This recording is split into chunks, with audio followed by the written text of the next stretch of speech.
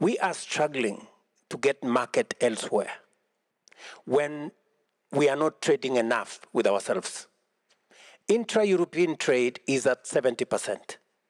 Intra-Asian trade is at 60%.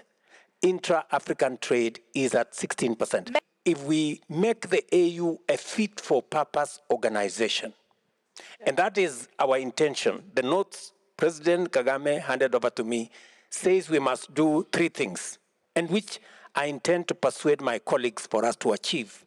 Number 1, to use AU for our economic diplomacy, to make sure that it speaks to having a unified market in our continent, making sure that the ACFTA works, we have the same regulations, the borders that exist stop being barriers, but instead being bridges into the next country.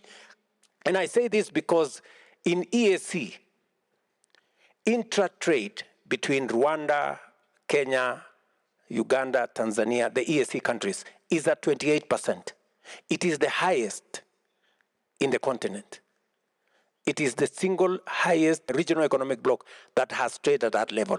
We intend to pull the rest of the continent in that direction, and it tells you that the 16% can actually get to 50% if we do things right.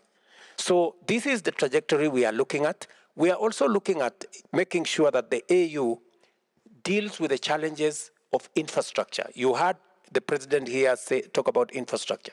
We must make the AU fit for purpose to focus on a few things, not too many things. Security and stability, economic diplomacy, infrastructure, period.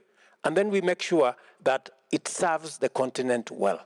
It will give us voice. It will speak for reasonable numbers. It will help us push against unfair trade deals, because we have the numbers to say no to the EU if we are standing as Africa. But if I'm standing as Kenya or Rwanda, they can push. Yes. But if we are standing together, we can make sure that we push our agenda properly. Let me finalize by saying, to support our private sector, even our private sector today, they are molested by financial institutions.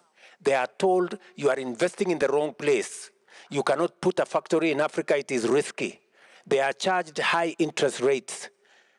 That is our responsibility.